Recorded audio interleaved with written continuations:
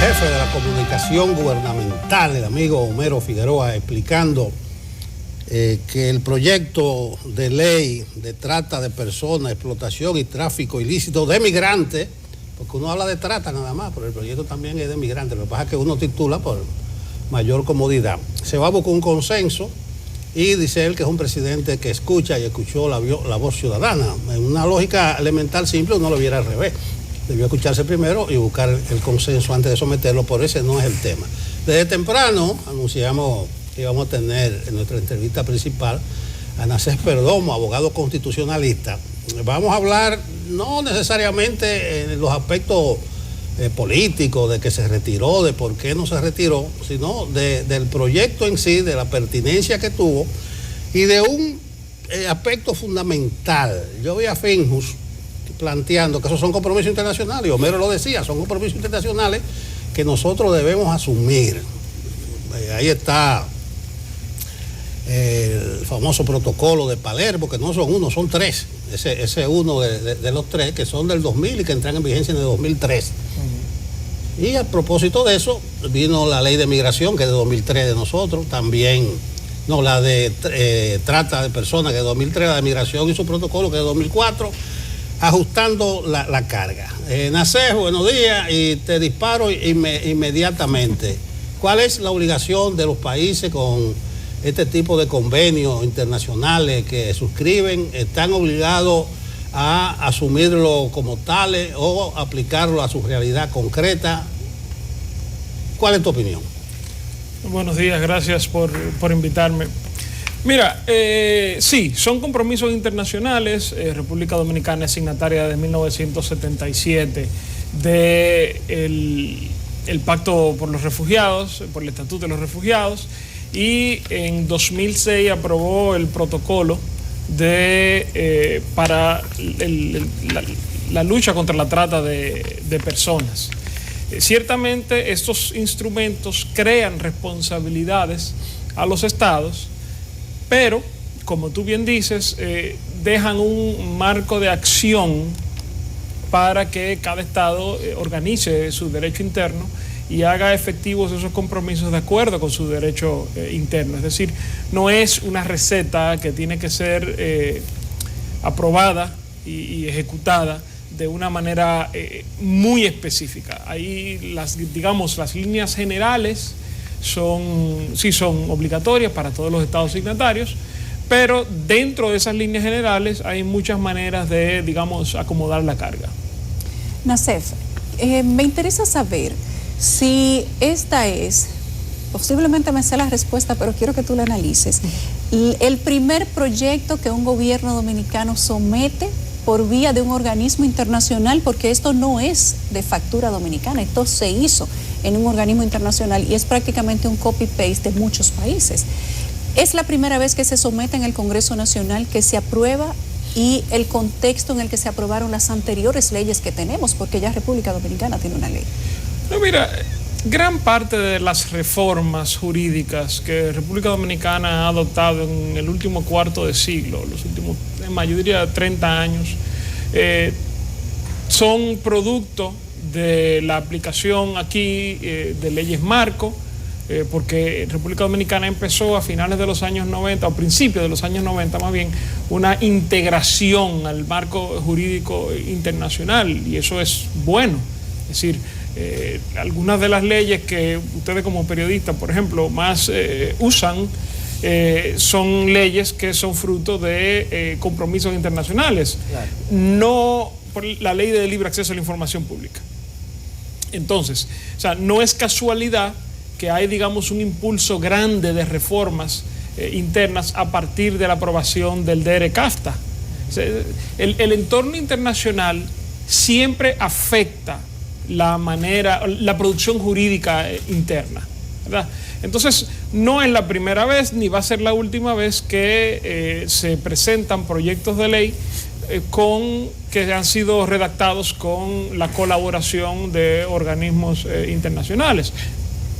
Lo que hay que tener en cuenta es que quien aprueba la ley es el Congreso Nacional, no el organismo internacional. Claro. O sea, de tal manera que independientemente de la colaboración en la preparación de anteproyectos, digamos, la decisión final está en el Congreso Nacional. Nacef, a mí me llama la atención, el viernes creo que comentábamos que la discusión de una nueva ley de trata no es nueva.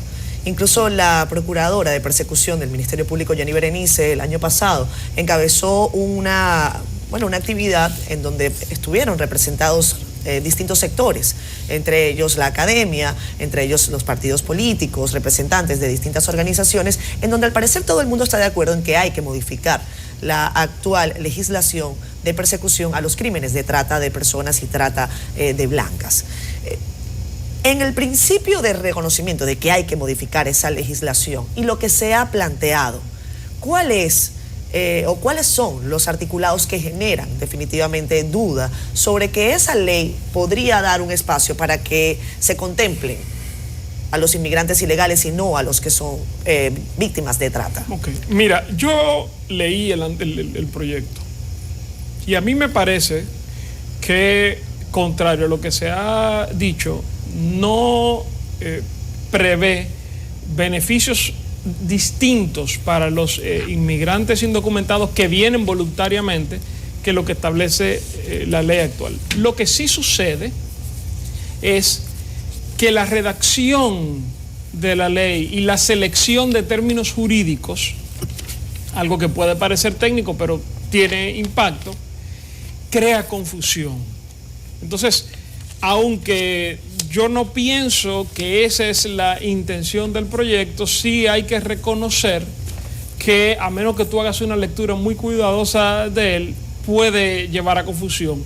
Y eso no es bueno en una ley, porque la ley no depende solamente de la intención del creador de la ley. Y es un peligro, porque aquí los diputados aprueban sin leer. Imagínate que aprueben una cosa que sea de confusión, claro, sí, que tenga doble aplicación y que ellos lo aprueben sin profundizar en yo creo que a ese proyecto hay 3 puntos fundamentales que yo le cambiaría. Primero, es cierto que la concreción del principio de no devolución, que es un principio del derecho internacional y que República Dominicana está atada a él por varios tratados internacionales, entre ellos no solamente cuestiones que tienen que ver con, o sea, no solamente el pacto del Estatuto del Refugiado, que es de la ONU, sino la Convención Americana de Derechos Humanos, que es en la OEA, es decir, claro.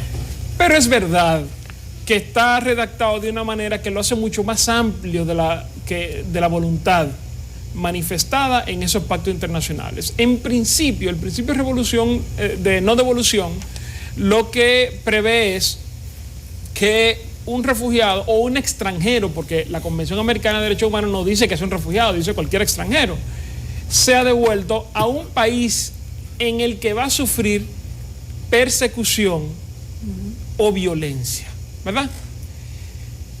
Sin embargo, el proyecto lo plantea de tal manera que parecería que cualquier persona que esté beneficiada por la ley, y los beneficiados por la ley en ese sentido no incluyen a los inmigrantes indocumentados que vienen de manera voluntaria, pero cualquier persona beneficiada por la ley, o sea, que sea un menor, que sea una persona con discapacidades o que sea una víctima de trata, tendría entonces que el Estado no devolverlos obligatoriamente y automáticamente. Eso, no sé, a mí no me parece, yo creo que sobrepasa los compromisos que tiene la República Dominicana, y aunque pienso que en algunos casos puede ser importante, por ejemplo, para tú perseguir una red de trata de mujeres para la prostitución, tú necesitas testigos. Entonces, si tú las devuelves inmediatamente, no los vas a tener, y probablemente en ese sentido iba lo que manifestaba Jenny Berenice en esa conferencia. Entonces, eso, creo que el principio de no devolución está redactado de manera demasiado abierta. Otra cosa es que la ley prevé 3 figuras que son distintas, pero se llaman tan parecidos que a mí en la primera lectura me generó confusión. Por un lado, las personas objeto de tráfico ilícito de personas. Por otro lado, las personas víctimas de tráfico ilícito de personas, y por otro lado, las personas víctimas de trata de personas. Eso es una de las cosas que ha generado confusión. y es normal y natural que la genere, porque quizá cuando tú lo discutes entre abogados, nosotros que estamos, digamos, inclinados a hacer esas distinciones por una deformación profesional, pero cuando tú tratas de explicar solo a un ciudadano común que no tiene por qué tener esas inclinaciones, genera confusión. Yo creo que eso hay que distinguirlo de manera muy clara, porque un inmigrante indocumentado que viene voluntariamente no es víctima de trata. Claro. Una persona víctima de trata es una persona que viene bajo engaño, amenaza o violencia. Y eso tiene que demostrarse. Sí, eso tiene que demostrarse. Por otro lado, hay unas contribuciones especiales que a mí me parece imprudente poner en esta o cualquier ley. Yo creo que las contribuciones especiales no deben... Contribuciones especiales / impuesto. Sí, eso es un impuesto, pero un impuesto, no es, por lo general los impuestos van a parar al presupuesto. Esa es la regla general de los impuestos. En este es prácticamente caso, obligatorio, desde sí, 400 pesos hasta 10,000 pesos para las compañías, 400 pesos. Sí, no, y yo creo que eso no es prudente. Yo no creo que deba ser así. Yo pienso que además tú tienes que saber cuál va a ser la carga para el Estado. Claro. De esos proyectos y de esos programas, y tú no puedes de entrada cargarle el lado a otro. Poner esas contribuciones así. Claro. Esas son las tres cosas.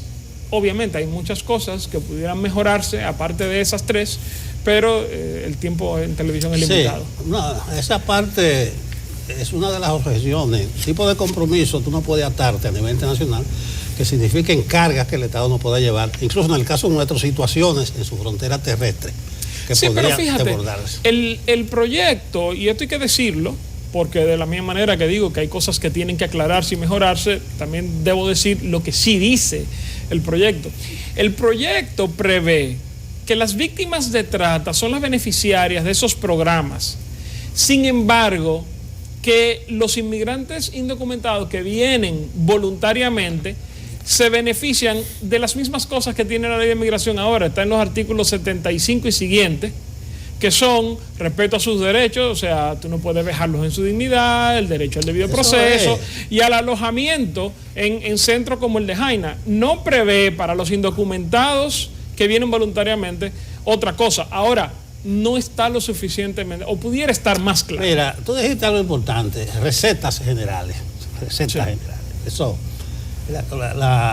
donde yo me agarro. Ningún país de los signatarios del protocolo de Palermo, a mayo del 20 lo habían firmado 176 países, pero ningún país tiene Haití de vecino. Ningún país. Ningún país es una isla con dos repúblicas con condiciones tan disímiles. Y ningún país tiene situaciones que califican como trata. Yo reitero, el proyecto dice de migrantes también.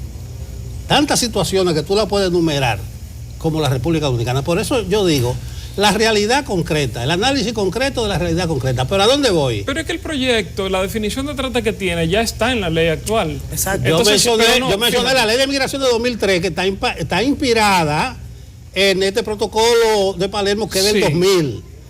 Y la ley de migración de 2004 también está inspirada. Claro, ahí está recogido todo. Lo que te digo es que el problema ahí no son las definiciones, aunque los términos deben estar más claros, porque eso es un problema de técnica jurídica para evitar precisamente este tipo de situaciones. Sí, pero mira, los casos en los cuales tú puedes hablar de trata y de víctimas de trata, según ese proyecto de ley, están en el artículo 37 y son cosas que lloran ante la presencia de Dios.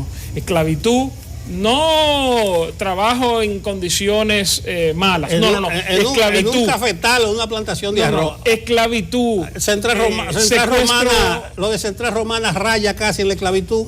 Pero no como está definido en el proyecto. Lo de Central Romana es un ejemplo reciente. Pero no como está definido en el proyecto. No quiero entrar en contradicciones contigo, sabes el afecto que hay. Yo conozco a Nacer desde antes de nacer. Desde antes de nacer. Usted dirá, se te cayó la cédula. ¿Y cómo es eso? No, hay gente que sabe. Yo soy un amigo histórico de sus padres, por eso es que lo conozco antes de nacer. Pero mira lo siguiente. Bueno, lo de Los Ángeles fue una cumbre, ¿verdad? Que el gobierno no quiso firmar. Pero en el 2014 yo estuve buscando y subió mi admiración por el consultor jurídico de entonces, Flavio Darío. Flavio Darío. Sí, ya era Flavio Darío. El 2014, diciembre, Marruecos, el Pacto Mundial para la Migración Segura y Ordenada. República Dominicana dijo no va a firmar eso. Y es más, ni fue. Un evento de las Naciones Unidas. Yo digo, ¿cuáles son las obligaciones que contrae un país, por ejemplo, que no vaya a firmar como no fueron en el 2014? ¿Hay algún tipo, se puede recurrir? Tú tienes, acuérdate que esos son, digamos, protocolos que lo que hacen es completar tratados de los cuales ya República Dominicana es firmante. Pero yo insisto, y esto es importante, no solamente para entender el proyecto de ley, porque eso es una herramienta y eso debe cambiarse en partes importantes, sino para entender el problema. Es que la migración irregular no es trata de personas, es un delito. Claro. Pero no es trata de personas. Trata de personas es cuando tú a alguien por amenaza, por violencia, con coerción, la traslada de un país a otro para explotarla en los términos en que establece, o que establecería en este caso, el proyecto de ley. Que 12 mujeres que traen para pedir en la esquina con niños durmiendo, drogados. Sí, eso es trata de eso personas. Eso es trata de personas. Y nosotros vemos 12 mujeres haitianas todos los días, sí, que las recogen en una guaguita en la tarde y se la llevan. Sí, y eso es un problema que el Estado Dominicano tiene que enfrentar. Porque es que eso no está en Haití, eso está aquí. Y eso es trata. Y el proyecto, una cosa muy interesante que se ha perdido en el debate, por ejemplo, contrario a la ley de 2003, y esto es algo bueno del proyecto, porque te digo, tengo que ser justo, no solamente decir las cosas que creo que hay que cambiarle. El proyecto prevé de manera muy específica los tipos penales vinculados a la trata de personas, que las penas, algo que no es usual, de hecho es extraordinario en el ordenamiento jurídico dominicano, establece el cúmulo de penas. Sí. Y las actividades de explotación que vincula con la trata no son, insisto, lo del trabajo precario. No. Reitero, secuestro de niños, mendicidad forzada, esclavitud, las condiciones de trabajo vinculadas a la esclavitud, que no son, insisto, la del trabajo precario, sino trabajar para pagar deudas sin tener fin para ello, o ser tratado como un animal, literalmente dice eso, como un animal doméstico. Entonces, esas son cuestiones muy distintas a la migración irregular, que además también las sanciones de la migración irregular son distintas a la de la trata. Claro. Y el gran problema que tiene República Dominicana en cuanto a la cantidad de personas es por migración indocumentada. Ahora, ¿cuál es el problema de la trata, aunque proporcionalmente es un número pequeño de personas? Miren, la trata es uno de los fenómenos más graves de la criminalidad internacional. Y República Dominicana debe contar con herramientas más adecuadas que las que tiene. Yo estoy completamente de acuerdo. Hay cuestiones que hay que ajustar porque tú no puedes establecer una legislación que se presta a confusión respecto de a quién le corresponde qué cosa. Pero ¿por qué decidir retirar el proyecto y no explicarlo antes de someterlo? Y hablar con el Senado, hablar con la Cámara de Diputados, hacer una rueda de prensa y decirle a la gente, tenemos que someter un proyecto que es parte del proyecto marco que se firmó en la Convención de Derechos Humanos. Hay que modificarle artículos, pero esto es lo que hemos recibido. Entrego al Senado, a la Cámara de Diputados, para que se someta a discusión, junto con la sociedad civil organizada, con todo el equipo jurídico que apoya esta toma de decisiones y que se adecúe a la realidad de República Dominicana. ¿Por qué someterlo y retirarlo sin que haya ningún tipo de explicación? Mira, voy a empezar por el final. Sobre la manera en que discurrió esta discusión, a mí me parece que hubo muestra un fracaso rotundo y un colapso absoluto de la comunicación del gobierno, porque estas cosas son para discutirlas y nadie tiene que estar de acuerdo con nadie y los gobiernos están para criticarlo, esa es la democracia, pero que pasaran 4 días y no hubiera una reacción. Yo estoy aquí porque ustedes me llamaron aquí debiera estar sentada una persona con autoridad en el gobierno que explicara el proyecto de ellos que yo conocí porque me lo mandaron. Me refirieron a una página de internet, lo tuve que preguntar en Twitter. Entonces, eso es un colapso absoluto de los responsables de la comunicación gubernamental. ¿Por qué lo retira? Eso es una cuestión política, yo prefiero no entrar ahí, eso yo se lo dejo a los políticos, pero el presidente que sabe con qué apoyo cuenta en el Congreso.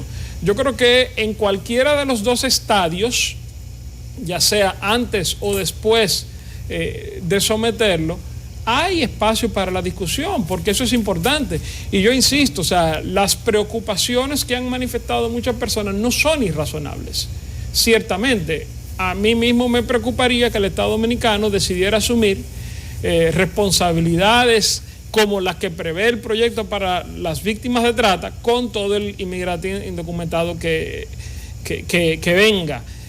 ¿Por qué? Bueno, porque el Estado no estaría en condiciones de asumir eso. Pero eso no es, y como ya hablábamos, la trata es numéricamente, o sea, cuantitativamente, es mínimo comparado con el problema de la inmigración ilegal.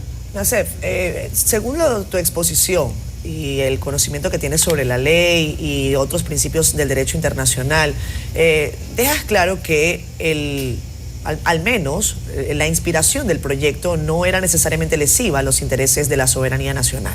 Sin embargo, esos baches que podrían ser, o esas palabras que tú consideras, esos conceptos podrían ser cambiados, podrían motivar a que esta pieza se presente de nuevo. Se habla de 45 días para racionalizarla, para conversarla con distintos sectores. ¿Tú crees que eso va a ocurrir o tú crees que el gobierno lo va a dejar pasar? Bueno, yo la verdad es que no tengo elementos para hacerme un juicio de valor sobre eso. Es una ley orgánica, o sea que eso es algo que hay que ver cómo se logra un acuerdo. Quizá la mejor manera es distinguir tan severamente entre la trata de personas y la inmigración de indocumentados, sí, que solamente se trate una de las cosas en el proyecto. Eso pudiera ser, digamos, para calmar un poco las aguas, porque yo no creo que nadie, a pesar de lo que eso puede significar, entienda que a un menor que ha sido secuestrado y traído al país, o sea, tú lo sueltes en banda, claro, por ponerlo en términos... Pero por ejemplo, dice Leonel Fernández: el pueblo dominicano no va a permitir jamás que se atropelle nuestra independencia, integridad territorial y autodeterminación. Pedimos que se retire ese mamotreto jurídico sometido por el Ejecutivo sobre trata de personas. O sea, ¿tú crees que ese proyecto atropella, tal y como dice Leonel Fernández, la independencia, la integridad territorial y la autodeterminación? Yo creo que en la forma en que estaba o en que está redactado se presta a que se use ese discurso.